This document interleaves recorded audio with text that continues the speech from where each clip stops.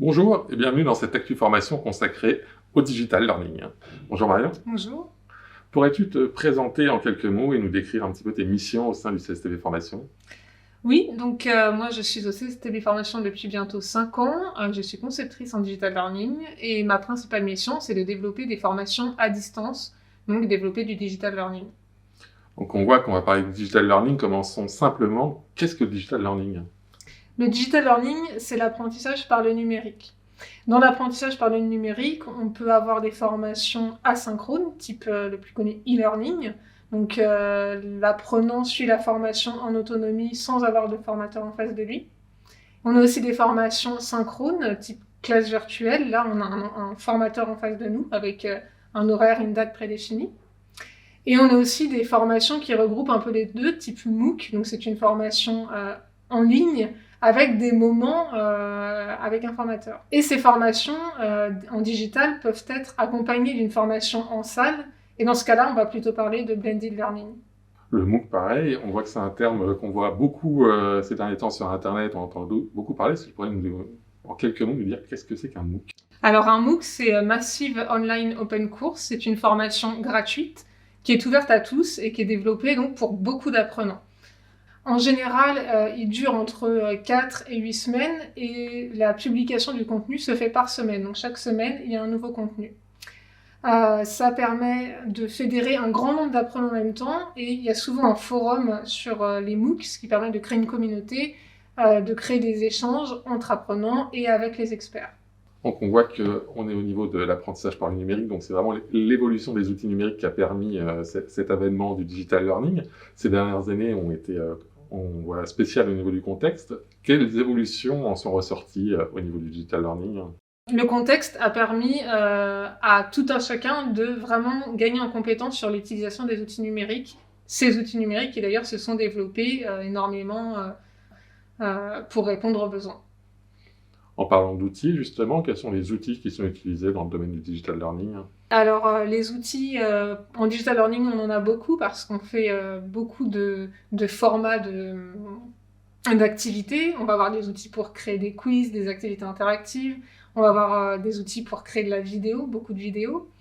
Et en fait, tous ces formats sont regroupés sur une plateforme, d'où l'apprenant va suivre la formation. Donc on voit que le digital learning est riche de différentes modalités. Est-ce que tu pourrais nous décrire un petit peu les avantages de ces différentes modalités à distance? Alors, il y a beaucoup d'avantages pour le digital learning. La plus importante, c'est que l'apprenant choisit quand il suit la formation, notamment pour les formations asynchrones. Il va caler des temps de formation lui-même dans son agenda en fonction de son travail. Il peut décider de découper la formation en petits modules, faire 15 minutes un jour, 15 minutes l'autre jour.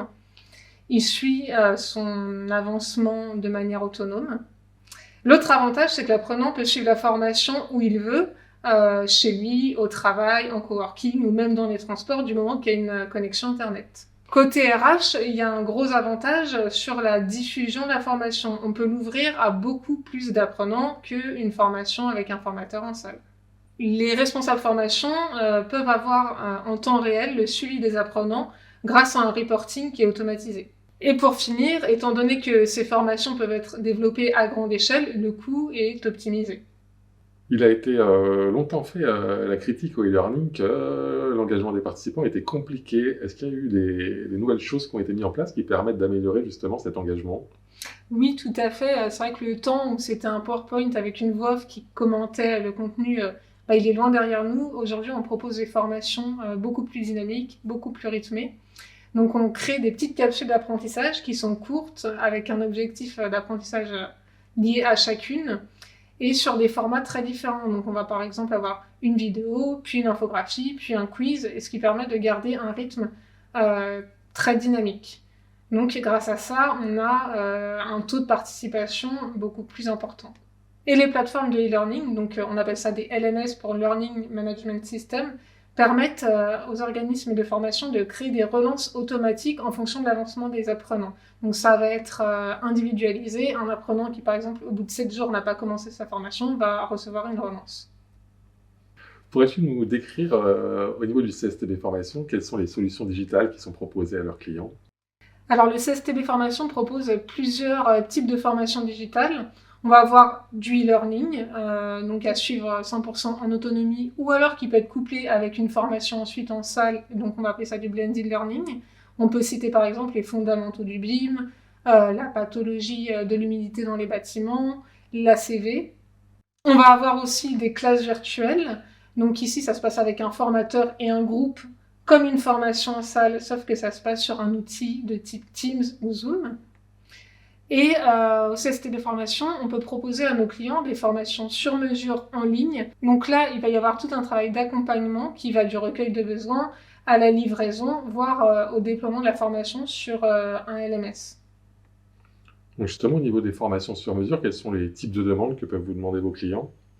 Alors, on a eu des projets assez divers. Ça peut être, par exemple, un client qui souhaite développer un e-learning à partir de rien. Par exemple, un parcours de nouvel arrivant.